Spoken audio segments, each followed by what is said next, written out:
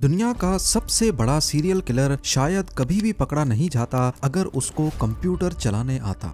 सोचें कि एक ऐसा शख्स सीरियल किलिंग कर रहा हो जो अपने ही शिकार का दोस्त भी हो, शहर का जाना माना नाम भी हो और ऊपर से एक डॉक्टर भी।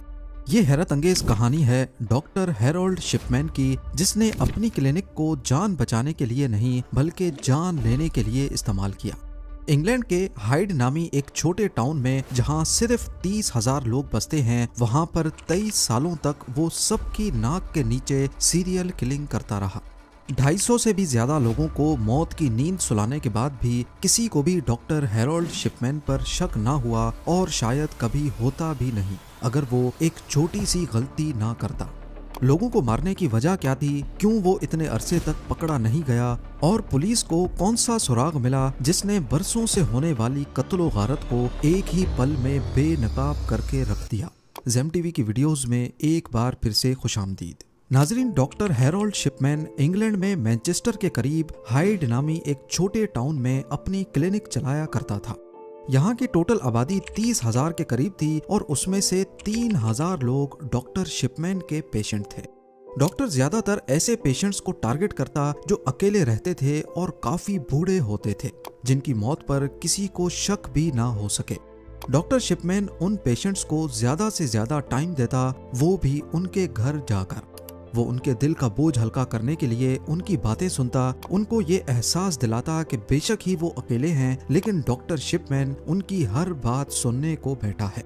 यहाँ तक के कुछ पेशेंट्स डॉक्टर शिपमैन पर इतना भरोसा करते कि उन्होंने अपने घर की चाबियां भी उसको दे रखी थी। अपने इसी रवैये की वजह से वो हाइड में काफी मशहूर हो चुका था, क्योंकि लोगों को लगता था कि डॉक्टर शिपमैन सिर्फ बातों के जरिए बूढ़ों का इलाज कर देता है। पर इस सब की आड़ में डॉक्टर शिपमैन बातों बातों में उनकी सारी डिटेल्स निकलवाता था कि कौन किस वक्त अकेला होता है, किसके पास कितनी दौलत और कितनी जायदाद है, घर में कौन कौन आता है और रिश्तेदार कहाँ रहते हैं। जब डॉक्टर शिपमैन को तसल्ली हो जाती तो वो अपने पेशेंट को मेडिसिन का ओवरडोज देकर मार देता था। अब क्योंकि वो पेशेंट्स पहले ही 80 साल से ज्यादा के होते तो उनकी मौत पर किसी को शक भी नहीं होता। कई सालों तक ये सिलसिला चलता रहा। पकड़ा जाना तो दूर की बात, उन पर किसी को शक भी नहीं हुआ, सिर्फ तब तक जब तक वो खुद गलती नहीं कर बैठा। डॉक्टर शिपमैन ने अपने कैरियर की शुरुआत हाइड से 70 किलोमीटर दूर पॉन्टीफ्रेक्ट नामी टाउन से की थी, जहां वो एक हॉस्पिटल में जॉब करता। फिर 1974 में वो पॉन्टीफ्रेक्ट छोड़कर टॉडमॉर्टन चला गया, जहां वो अब्राहम और मेरॉड मेडिकल सेंटर में जनरल प्रैक्टिशनर की पोजीशन पर लग गया। यहाँ जॉब के दौरान वो कुछ पेशेंट्स को पैथेडीन नामी ड्रग की ज्यादा क्वांटिटी प्रिस्क्राइब करते हुए पकड़ा गया, जो असल में उसको खुद इस्तेमाल करनी होती थी। पैथेडीन है तो असल में एक पेन किलर, लेकिन ये काफी नशा आवर मेडिसिन है। डॉक्टर शिपमैन को पैथेडीन के नशे की आदत थी और वो जानबूझकर अपने पेशेंट्स को ये मेडिसिन प्रिस्क्राइब करता। थोड़ी उनको देता जबकि ज्यादा मिकदार खुद इस्तेमाल करता था, जबकि पेशेंट्स को ये थोड़ी मेडिसिन की जरूरत भी नहीं होती।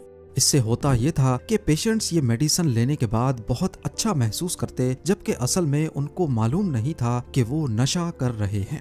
यही वजह थी कि शिपमैन के पेशेंट्स ना चाहते हुए भी उसकी तरफ अट्रैक्ट होते थे। पकड़े जाने के बाद हॉस्पिटल एडमिनिस्ट्रेशन ने डॉक्टर शिपमैन को निकाल दिया और बात उसके लाइसेंस कैंसिल होने तक पहुंच गई। लेकिन शिपमैन ने 600 पाउंड्स का फाइन देकर खुद को एक रिहेबिलिटेशन सेंटर में दाखिल करवा दिया, जिससे उसका लाइसेंस कैंसिल होने से बच गया। रिहैब सेंटर में थोड़ा वक्त ही गुजारने के बाद जब सारे उसको भूल गए तो वो 1977 में हाइड आ गया, जहां वो डॉनी ब्रुक मेडिकल सेंटर में जनरल प्रैक्टिशनर लग गया। 1980s में वो जीपी की पोजीशन पर प्रैक्टिस करता रहा और इस बीच ना उसने नशा छोड़ा और ना मौका ढूंढकर बूढ़े पेशेंट्स का कत्ल। लेकिन इन मर्डर्स की फ्रीक्वेंसी 1993 से काफी बढ़ गई, जब उसने हाइड में ही अपनी खुद की क्लिनिक खोली और शहर में एक अच्छा नाम बना लिया।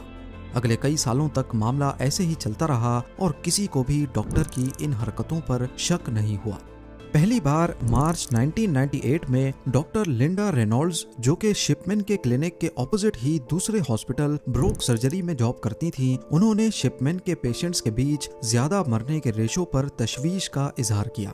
उनका कहना था कि शिपमैन जो सिर्फ एक छोटी सी क्लिनिक चलाता है, पिछले 3 महीनों में उसके 16 पेशेंट्स मरे हैं, जबकि इसी पीरियड के दौरान ब्रूक सर्जरी, जिनके पास शिपमैन की क्लिनिक से 3 गुना ज्यादा पेशेंट्स हैं, उनके पास सिर्फ 14 पेशेंट्स की मौत हुई है। ये शक तब मजीद बढ़ गया जब ये मालूम पड़ा कि डॉक्टर शिपमैन के 16 के 16 पेशेंट्स की मौत के बाद उनको दफनाया नहीं बल्कि जला दिया गया था। आपको यहाँ बताते चलें कि ज्यादातर क्रिश्चियन लोग मरने के बाद अपने प्यारों को दफनाते हैं, सिर्फ कुछ लोग जलाने का फैसला करते हैं। डॉक्टर लिंडा ने अपने शक का इजहार एक रिपोर्ट की सूरत में मैनचेस्टर के कोरोनर से किया, जिसमें इन तमाम डिटेल्स के साथ ये भी लिखा था कि डॉक्टर शिपमैन के इन 16 पेशेंट्स में ज्यादातर बूढ़ी खवातीन थीं जो अपने घर में ही मरी हुई पाई गई। और हर बार ये इत्तफाक नहीं हो सकता कि इनमें से ज्यादातर पेशेंट्स की मौत के वक्त डॉक्टर शिपमैन वहीं अकेले उनके घर में मौजूद थे। डॉक्टर लिंडा का कहना था कि घर में बीमारी की वजह से होने वाली मौत ज्यादातर बेड पर होती है, लेकिन डॉक्टर शिपमैन के पेशेंट्स की मौत अजीब तरीके से कुर्सी पे बैठे बैठे अच्छे पहने हुए कपड़ों में हुई। और दूसरा, उस वक्त या तो डॉक्टर शिपमैन उनके घर पे ही था या फिर पहली बार वही घर में गया और पेशेंट को मुर्दा हालत में पाया, जो कि किसी भी तरह से नॉर्मल नहीं हो सकता। इस रिपोर्ट की बेसिस पर एक इन्वेस्टिगेशन भी हुई, लेकिन पुलिस को डॉक्टर शिपमैन के खिलाफ कोई ठोस एविडेंस नहीं मिला और 1 महीने के बाद ये इन्वेस्टिगेशन बंद कर दी गई। जब डॉक्टर हैरोल्ड शिपमैन के पेशेंट्स मर जाया करते थे तो वो खुद ही फॉर्म बी साइन करता था। फॉर्म बी वो फॉर्म है जो मरीज का इलाज करने वाले डॉक्टर को साइन करना होता है, जिसमें वो मरीज की डेथ का कॉज लिखता है। लेकिन मसला ये था कि फॉर्म सी जो दूसरे डॉक्टर को साइन करना होता है, वो भी ज्यादातर केसेस में शिपमैन के दोस्त डॉक्टर्स या उन लोगों से साइन करवाया जाता जो उस पर शक नहीं करते थे। इस तरह शिपमैन अपने पेशेंट्स के डेथ सर्टिफिकेट्स में फर्जी इंफॉर्मेशन लिखकर उन्हें आराम से क्रेमेशन के लिए भेज देता था और किसी को कुछ शक नहीं होता था। इस प्रोसेस की वजह से कई डेथ्स अनइन्वेस्टिगेटेड रह गईं और यही वजह थी कि शिपमैन अपनी कत्ल गारत को आसानी से छुपा पाया। इन्वेस्टिगेशन बंद होने के बाद शिपमैन ने 3 और लोगों को भी मौत की नींद सुला दिया, लेकिन पकड़े जाने का वक्त दूर नहीं था। शिपमैन का आखिरी शिकार हाइड की फॉर्मर मेयर 81 ईयर्स की कैथलीन ग्रंडी थी, जो 24 जून 1998 को अपने घर में ही मर गई। और यहाँ पर भी डॉक्टर शिपमैन ही वो आखिरी शख्स था जिसने कैथलीन को आखिरी बार जिंदा देखा था। उसने बाद में डेथ सर्टिफिकेट पर साइन किया और उसमें मौत की वजह ओल्ड एज लिखी। कैथलीन की बेटी एंजेला वुडरफ खुद एक वकील थी जिनको अपनी मां की पुरइसरार मौत पर तब शक हुआ जब उनको अपनी मां की एक वसीयत मिली जिसमें उन्होंने अपना घर डॉक्टर शिपमैन के नाम लिखा था। डॉक्टर शिपमैन उस फैमिली के काफी क्लोज थे और वसीयत में उनको घर मिल जाना शक की बुनियाद नहीं बना, बल्कि एंजेला को शक तो इस बात पर था कि उनकी मां के 2 घर थे जबकि वसीयत में सिर्फ एक घर का जिक्र है। इससे जाहिर होता है कि ये वसीयत किसी ऐसे शख्स ने लिखी है जिसको दूसरे घर के बारे में इल्म नहीं था और वो डॉक्टर शिपमैन ही था। एंजेला वुडरफ पुलिस के पास गईं, जिन्होंने दोबारा से इन्वेस्टिगेशन शुरू कर दी। कैथलीन ग्रंडी की बॉडी को कब्र खोद कर निकाला गया और ऑटोप्सी के लिए भेजा गया। मालूम पड़ा कि उनकी बॉडी में डायामॉर्फिन यानी कि हीरोइन के काफी ज्यादा ट्रेसेस पाए गए हैं। पुलिस ने जब डॉक्टर शिपमैन से पूछा तो उसका कहना था कि ग्रंडी हीरोइन का नशा करती थी और ये बात उसने उनका इलाज करने से पहले अपने कंप्यूटर में भी लिखी थी। डॉक्टर शिपमैन ने हाल ही में कंप्यूटराइज्ड मेडिकल जर्नल में एंट्रीज करना शुरू की थी, लेकिन उनको ये मालूम नहीं था कि उस एंट्री में उन्होंने मौत से पहले की डेट तो डाल दी है, लेकिन कंप्यूटर में उस फाइल की last edit date automatically save हो जाती है। पुलिस ने जब उस कंप्यूटर में एंट्रीज की जांच की तो मालूम पड़ा कि शिपमैन ने ये एंट्री कैथलीन की मौत के बाद की थी। सिर्फ यही एक सबूत शिपमैन को अरेस्ट करने के लिए काफी नहीं था, बल्कि पुलिस को वो टाइपराइटर भी मिला जिसको इस्तेमाल करके झूठी वसीयत लिखी गई थी। इसका मालूम ऐसे पड़ा कि शिपमैन के टाइपराइटर में कुछ कैरेक्टर्स खराब थे और ठीक वही कैरेक्टर्स ग्रंडी की वसीयत में भी मिसिंग थे। 7 सितंबर 1998 को पुलिस ने हाइड के जाने माने डॉक्टर हैरोल्ड शिपमैन को अरेस्ट कर लिया। जब ये बात खुली तो वो लोग भी सामने आ गए जिनके प्यारों को शिपमैन ने पहले मारा था। उनको शक तो था, लेकिन वो शहर के जाने माने डॉक्टर के सामने आवाज नहीं उठा सके। पुलिस ने 15 दूसरे पेशेंट्स को भी इन्वेस्टिगेट किया जो कुछ अरसा पहले ही शिपमैन के हाथों मरे थे। इन सारे केसेस में एक खास पैटर्न देखा गया जिसमें पेशेंट को डायामॉर्फिन का जानलेवा डोज दिया जाता, उनके डेथ सर्टिफिकेट में वो खुद साइन करता और मौत की वजह में ओल्ड एज लिखता था। क्रिमेशन की सलाह भी शिपमैन खुद ही देता था ताकि जलने के बाद सारे सबूत मिट जाएं। शिपमैन इंक्वायरी के दौरान उन सब पेशेंट्स के केसेस को दोबारा देखा गया जो शिपमैन के केयर में मर गए थे। इंक्वायरी टीम ने उन सब डॉक्यूमेंट्स, डेथ सर्टिफिकेट्स और मेडिकल रिकॉर्ड्स को इन्वेस्टिगेट किया जो शिपमैन ने हैंडल किए थे।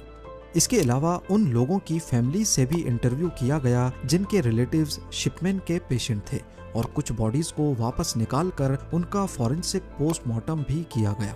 ये प्रोसेस बहुत डिटेल्ड था और इस दौरान ये मालूम हुआ कि शिपमैन ने 1975 से लेकर पकड़े जाने तक टोटल 218 पेशेंट्स को कत्ल किया है। ये तो कंफर्म्ड नंबर है, लेकिन कई केसेस में सबूत की कमी की वजह से उनको कंफर्म नहीं किया गया। एक अंदाजा है कि ये नंबर 260 तक भी हो सकता है। कोर्ट ने 15 मौत के जुर्म में शिपमैन को 15 बार सजाए मौत सुनाई, यानी वो जब तक जिंदा है जेल से बाहर नहीं आएगा। पर 2004 में उसने अपने सेल की सलाखों से बेडशीट बांधकर खुद को फांसी दे दी। उसकी मौत के बाद उसके जेल के एक साथी ने हैरत अंगेज इंकशाफ किया कि शिपमैन ने असल में 218 या 260 नहीं बल्कि 508 लोगों का कत्ल किया था और ये बात शिपमैन ने खुद उसको बताई थी। पर शिपमैन के इतने ज्यादा कत्ल करने की असल वजह आज तक सामने नहीं आ सकी। कुछ लोग इसको साइको कहते हैं, कुछ पैसा कमाने का तरीका और कुछ लोग शिपमैन की माँ की मौत का असर भी समझ रहे हैं, क्योंकि उसकी माँ जो कि कैंसर पेशेंट थी उनको पेन किलर के तौर पे मॉर्फिन दिया जाता था। एक्सपर्ट्स का मानना है कि शायद शिपमैन अपने पेशेंट्स को भी ऐसे ही मॉर्फिन देकर मरता हुआ देखना चाहता था। उम्मीद है जेम टीवी की ये वीडियो भी आप लोग भरपूर लाइक और शेयर करेंगे। आप लोगों के प्यार भरे कमेंट्स का बेहद शुक्रिया। मिलते हैं अगली शानदार वीडियो में।